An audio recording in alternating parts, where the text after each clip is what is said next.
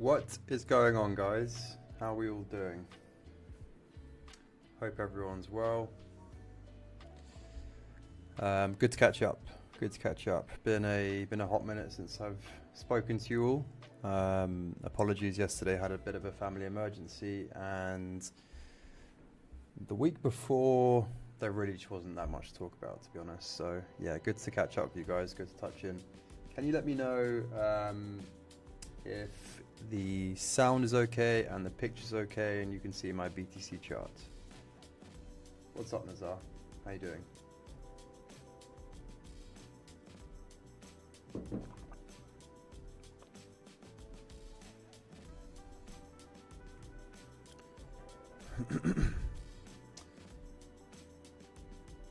Sounds okay, but a bit low. What about this? Is that better? Is that any better?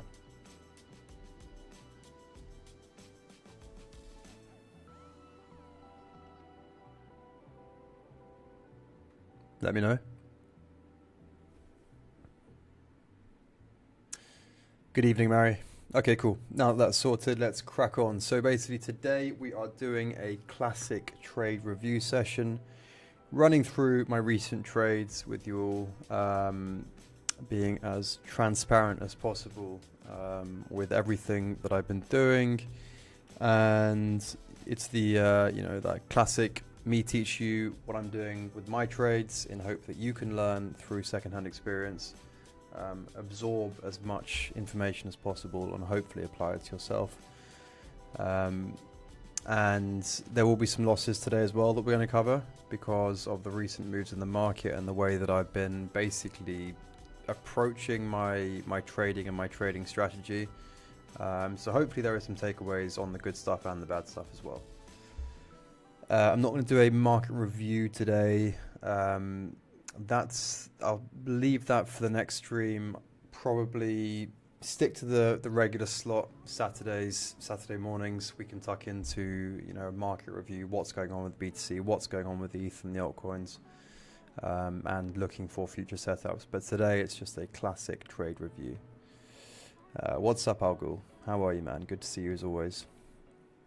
Okay, so first off, 3 BTC positions to run through. Okay, so number 1 was taken in this area down here. That was at the end of June. So let's pull them up one by one and we can talk through the trade strategy, the thought process, the rationale, the execution, etc, etc. So as you can see, still in this position. If we run it back to the hourly here.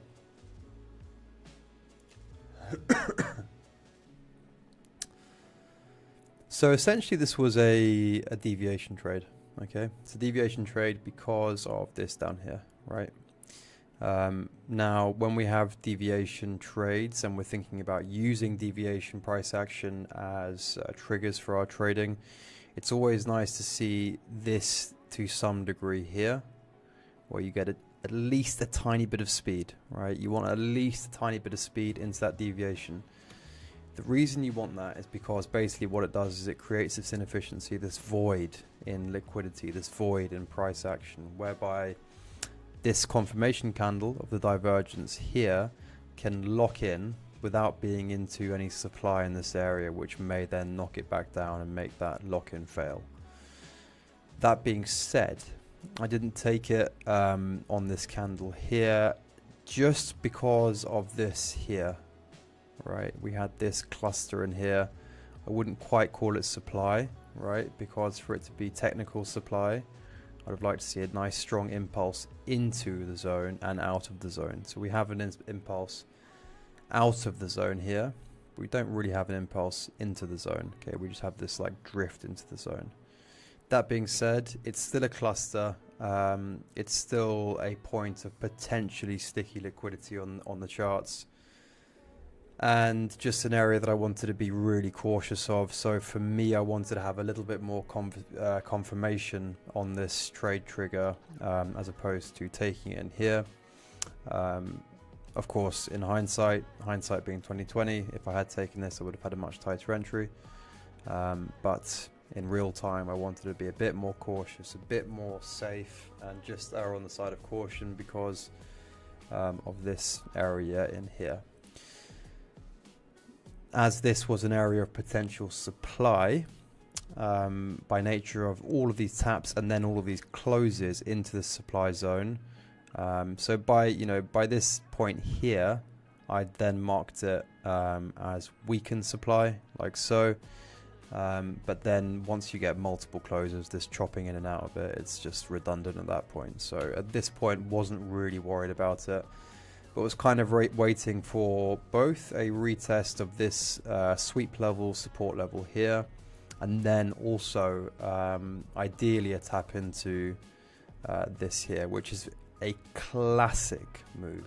Okay, the reason it's classic is because when we get deviations, what we tend to do is shoot down, create a cluster, basically hover around underneath the high or the low, and then punch back up. So what you're doing is getting an impulse, a cluster, an impulse. Anyone that follows my my price action concepts closely will know exactly what that means. It means that we've got a pocket of demand here, this one being origin demand, and you can see basically that we get that exact tap into it here. I would never, bid this or anything like that, right? Not my style. Again, I'm waiting for higher confirmation. But we did see that first tap into this demand zone, close above, really nice, number one. So we've got number one to tap into the demand zone. Number two, nice close above. Number three, we get that push away. And at this point, we've just got really clean structure. This is now an SR reclaim, as well as a sweep, as well as a deviation.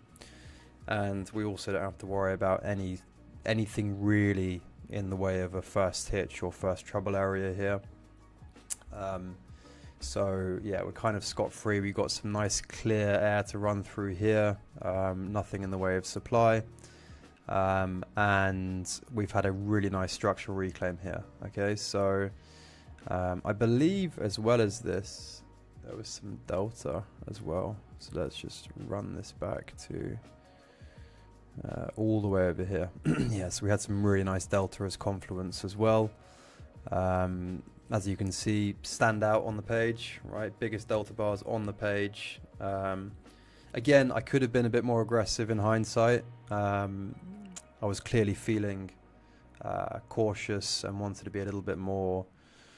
I wouldn't say, I was approaching this with trepidation, but I was clearly a bit more reserved and not feeling too ballsy, because it took me quite a bit of confirmation to get into the position, for whatever reason at that time, but that's what happened. So took full confirmation, full installment on this confirmation, here. And essentially what I'm doing with my trades these days, guys, is just really set and forget style, just letting the trend do as much work as possible.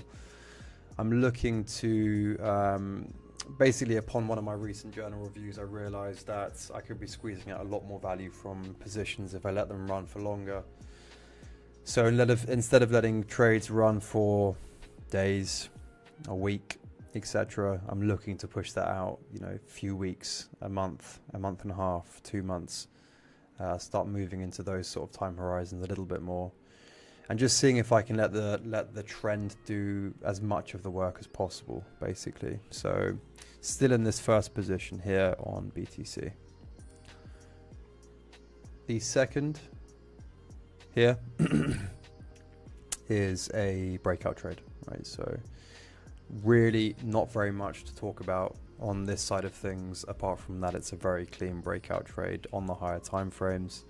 The only thing that I mentioned in my group is that this level here, being the breakout level, is only just acceptable in terms of its width, right? If we're working with something like this, even just a little bit wider, I'd say that was a bit too wide for my liking. So it was only just acceptable in terms of these being the touch points here, this being the formation of the breakout level here. Ideally, we want to be working with stuff which is like this or even like this, okay, in terms of the touch points, really as tight as possible. We never want to be going too wide. It just becomes silly, and that's not how breakout trades are formed and acted upon. In terms of the structure prior to the breakout, we had this, which was really nice. Price just simmering, bubbling, burning up enough steam to puncture through. And you can see exactly what's going on in the RSI across the 4 hour at that time as well, really just hugging that mid-level, which is exactly what we want to see for a healthy breakout. Okay, so again, I had to take this 4 hour candle here as the breakout candle because I'm drawing a 4 hour breakout level here, so I'm not going to go down to the 5 minute and start aping in there. You know, I have to stick to my rules, stick to my guidelines, and one of those is that I should be acting on the trigger on the same time frame that I drew the setup. Now, there are some exceptions to this. You can go down to the 1 hour and take 20% of the position, 25% of the position if you like, but I wouldn't go more than that, because that becomes a very dangerous game. If you start going down to the lower time frames and thinking getting a tighter entry by entering in here, what that could turn into on the 5 minute looking good, on the 4 hour we could then close back underneath. This could be a dirty red pin bar, swept the highs, taken out everything, fake out, etc, etc. So be strict with your rules when trading breakouts.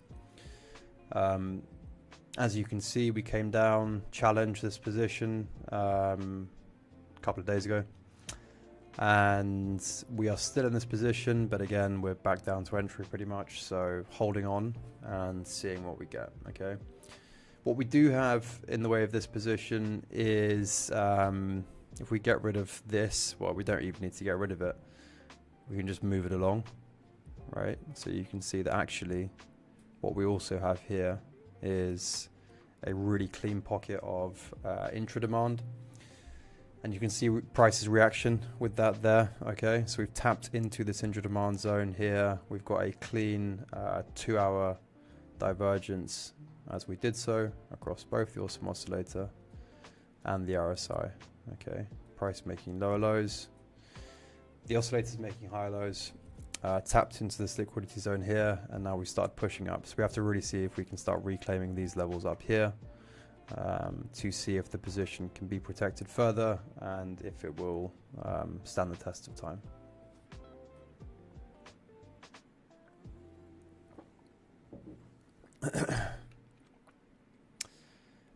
I've got a question from Osama. What's going on, Ghost, as well? Didn't see that. When price hits demand, breaks below a bit, then comes back and holds, how do you tell if it's absorption for reversal or just a pause before more downside? When price hits demand, breaks below a bit, then comes back and holds, how do you tell if it's just absorption for Okay, so I mean, the way to answer that, really, if you're talking about absorption, you want to be looking at the delta side of things. So yeah, BTC and ETH, deltas, those are the markets that I trade using delta primarily. Apart from that, it's just very hard to tell. You won't know until you look back on in hindsight, essentially. Another one, when price is moving down and reaches a demand zone, sometimes it breaks slightly below, then comes back up and starts holding in that zone. Yeah, so for me at that point, demand's invalidated, right? If we start getting anything like this is a tap into demand, fine, right? If we wick into it, that's also fine. If we start closing into demand, that is not okay. And if we cut through it, it's invalidated and you have to just simply get rid of it.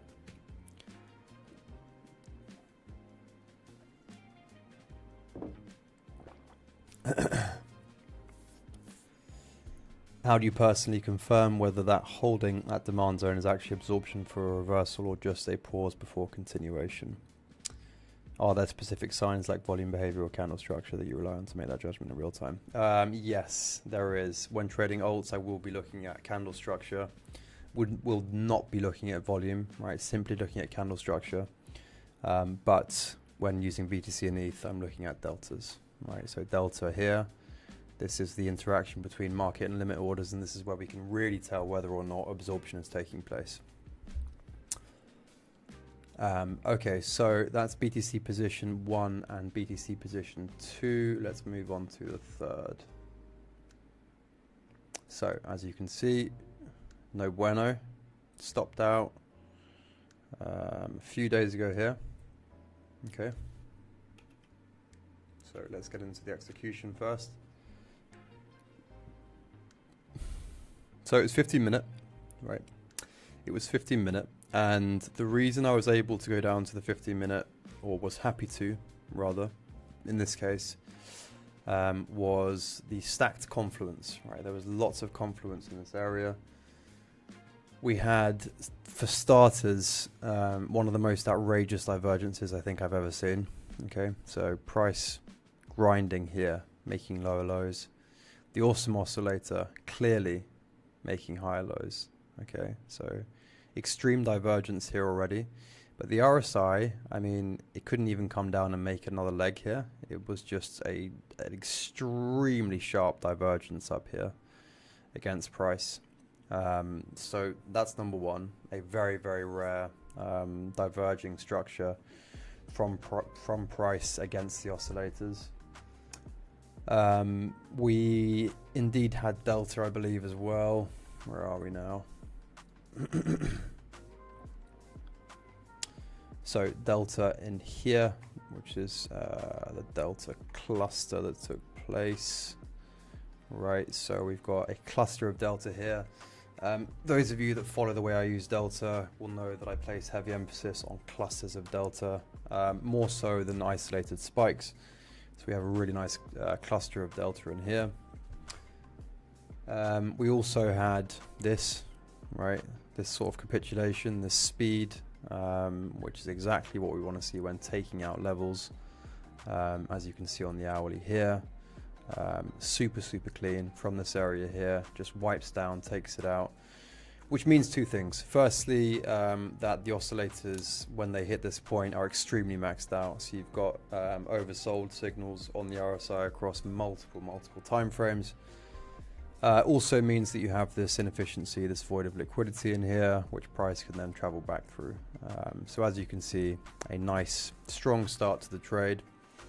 Again, wanted to just let this breathe, let the trade run, let it do its thing. But unfortunately, price had other plans, came down, stopped me out. Okay, so a full 1 hour loss here.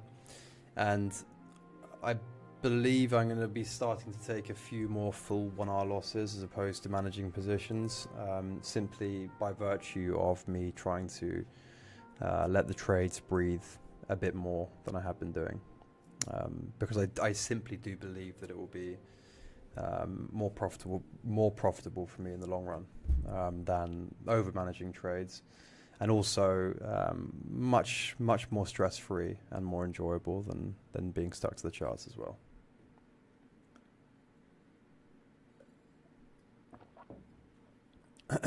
Okay, so that's BTC. What next? SPX, another loss, right? Another loss. This is a straight up breakout trade, which I was very bullish on at the time. Okay, so we can keep this on. Well, let's take it off just so we can look at the actual execution here that took place. So this was basically the picture when I was scaling into position. Firstly, an incredibly strong chart, right? A very strong chart, one of the strongest altcoins around, and then also playing with this higher time frame, 12-hour and daily breakout level here. As you can see, we had really nice moves on the RSI. We've come down to reset the RSI, reset momentum. So we've got a reset, we've got a higher time frame breakout level. We also have market structure in our favor, okay, with ascending lows, right? Anyone that's followed my breakout trading over the last months or years knows that I want that market structure confirmation. I want that to aid the trade process. I don't want stuff like this, where we start making lower lows and then start breaking out. That's not what we're in for, okay? So we want to see that market structure confluence, which we have here. And then finally, the last piece of the puzzle, we have consolidation prior to the breakout. So all the hallmark features of a incredibly strong breakout trade. Unfortunately, the winds of the market not quite on our favor. So as you can see, let the trade breathe, let the trade do its thing, and got absolutely bottom ticked here. I've realized this morning. Right, that's 2 days ago. Completely bottom ticked here on SPX. But there you go. It is what it is. I'm not going to shy away from sharing these things with you guys. It happens. And it sucks when it does, right? It sucks because this may reclaim here, go on to push higher, etc., etc. But it is what it is, right? It's all part of the game. It always feels like you're part of a hidden camera show and you're you know, main character in it when these things happen. But again, it happens. We have to move on, get on with it, and shake it off and move on to the next trade.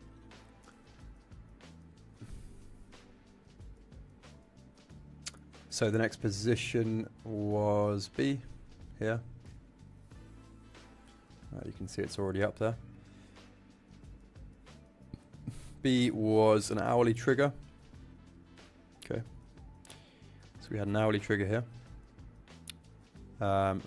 Firstly, if we just scroll out a little bit here, we can see on the 6 hour just how strong this market is. Okay, so I've been stalking this market for a minute, haven't really managed to catch any sort of entry, was watching it for ages down here whilst it broke out of this. This just wasn't good enough for me to take as a trade in terms of confluence. But as you can see, you know, move up, consolidation, move up, consolidation. This is just as healthy as it comes in terms of an ascending market. And we had this clean, isolated low to work with. So my alert was keenly set there. Got very excited as I started to see price pushing down with speed. Exactly what we want to see. To be honest, this chart is one of the most beautiful charts I've seen in a long time. It has so many hallmark characteristics of a perfect trade setup, heavily confluenced trade setup. Firstly, we know the strength of the trend. We are patient. We want to align with it, but we're waiting for a valid trigger. We have one very isolated low here, right? There's nothing confusing about this. There's no other lows that it can reach for in this area here. We have speed, right? So fast, sharp move down, and then, you know, I said to members of my group, there are two things that I would have wanted in this area to see. The first thing would be a second hourly candle to print here and just nuke and take out this level, long wick, close above. The second, and personally really more preferable because it gives you just another trade element to work with, would be for price to stall here, which it did, and then slowly grind down, diverge, take out this low, close above. And we had a very clean divergence here, right? Almost flat bottomed there on the hourly RSI.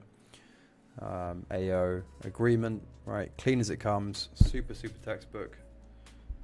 Price making lower lows, taking out that level, and the oscillators making higher lows. Okay, so very clean price action concepts here to work with. As a result, I think as a result of how clean the chart was, but also my sort of renewed stance in the markets in terms of letting the trades breathe a lot more and much less time at the screens, this didn't faze me at all. Whereas even maybe a year ago, 2 years ago, certainly 3 years ago, probably would have been shaken out of this position here, you know, convincing myself that price should have done something, right? The move should have been made, right? We should have pumped up from here. We had the divergence, we locked it in. We shouldn't be stalling. I would have probably made up some sort of narratives about some highs being taken out in this area here, and convinced myself to exit the position. This is the stuff I used to do all the time, right? It's that cortisol decay, right? Where you're stressed out when you're underwater on the position, you're looking at your P&L, doing all the wrong things, focusing on all the wrong areas, letting the stress basically just degrade you. And over the span of, what was it here? Yeah, 1 day, 19 hours, that would have felt like 7 days of hell. You know, every few hours more that passed, you'd be convincing yourself other things, other reasons to get out of the position. And then you would have seen this, and it would have been absolutely devastating. And then the stress would have been exacerbated even further, and then the sort of self-torture begins. All things I'm all too familiar with. But anyway, that's a past version of myself.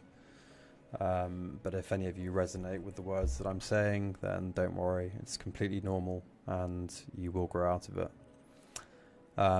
Anyway, this move up here that occurred was obviously nice to see, but then we had that market downturn here, board wide.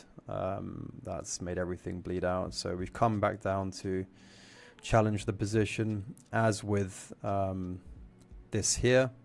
Lovely, exactly what we want to see. Inefficiency in price, which makes it easier to travel through, but by virtue of this big pump here, we have the flip side here, easy to travel back down through as well. And you can see that it's done that, come down to test the entry again, but still letting this run, hoping that the trend can carry it further, and we'll look to analyze the situation if we manage to get up into this region here at the sort of 61s.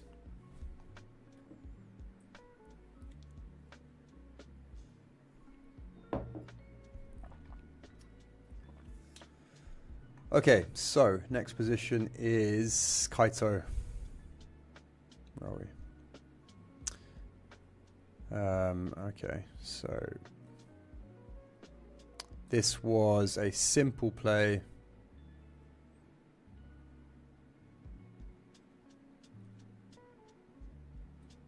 It was taken in this area here. Again, sharp impulse up, right? A clear isolated low, very similar structures to what we've been speaking about already. And then we have this divergence here, okay? So we're stalking this for ages, going through it with members of my group in detail. And yeah, of course you've got time to sort of scale into these positions when you're taking a 6-hour trade as opposed to a 30-minute, 15-minute or hourly. But a clean divergence here, taking out this isolated low. And I believe, yeah, that's pretty much it for the confluence, right? Very straightforward stuff, aligning with the trend of the market. Looking for double confirmation on the divergence, which we have. Taking out a key low here, isolated individual low here, and again, the market had other ideas, so we cut this position in here. So cut this position here. I believe it was a 4-hour actually, right? So as we started closing underneath, I was seeing the market tank and wanted to protect myself somewhat to my open exposure to the market. So cut this here for around about 0.25 bar, minus 0.25 bar. So yeah, I believe those are all the positions to date. Obviously we have a couple of losers under the belt, but it is what it is. You know, this is my first time of really picking up the trading a bit more intensely since earlier in the year, which if you recall, I racked up 60R across the span of about 6 weeks across multiple markets. So this year's still been very, very strong for me, but we do have some losers. We have some areas we can improve. And as we sort of move into this new style of letting the trades breathe a bit more, slightly further into position trading and away from swing trading and certainly intraday positions, there will be growing pains to experience as well.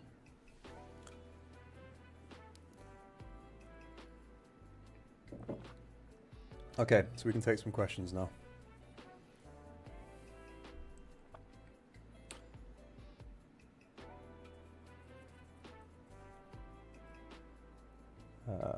Okay, so we've got a lot from Osama here.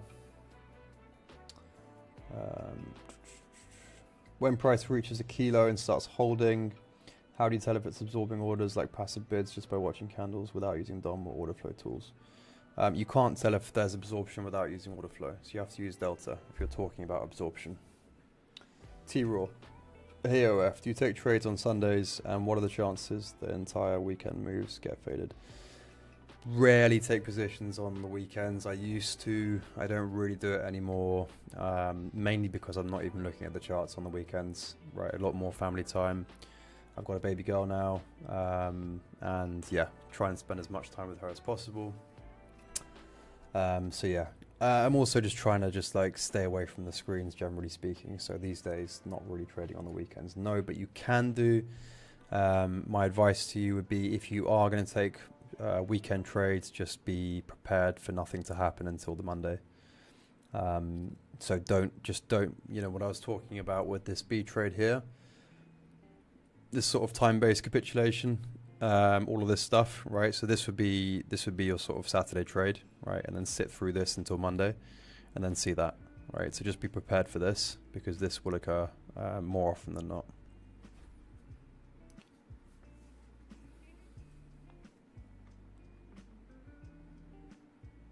Osama, I've been trading for 2-3 years, and honestly, sometimes I feel like I still don't know anything. It gets really frustrating, especially during losing streaks. I feel you, man. I feel you. Just hang in there. Make sure you're keen on your journaling, your reflection, your integration, and that's all you can do. And the uncertainty of it is mentally exhausting. Yeah. My question is, how do you manage to rely on trading as your main source of income? Emotionally, how do you handle the ups and downs, and financially?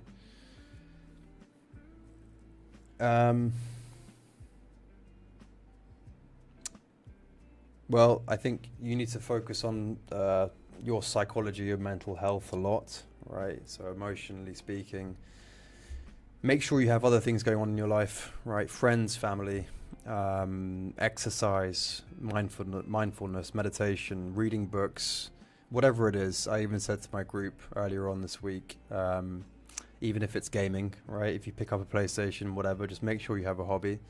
Make sure you have stuff that's keeping you busy. For me, it is cooking. I love cooking. I'm always in the kitchen. I'm also learning a language at the moment, learning how to speak Portuguese. I've got, of course, got my daughter in the mixer as well, so that keeps me incredibly busy. So my advice to you would be, fill your life with other things that aren't just trading, right? Because when you do take those L's, the best thing you can do is take a good break away from the charts, and you know, you want to have something to go to in that break.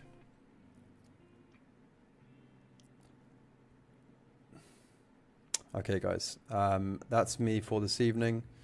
I'm going to clock off. I will see you all this Saturday, hopefully. I'll put a post out on Twitter and on the community posts as well. And it will be likely in the morning. We can do a classic market review. All right. Well, it's been nice catching up with you all. Take care.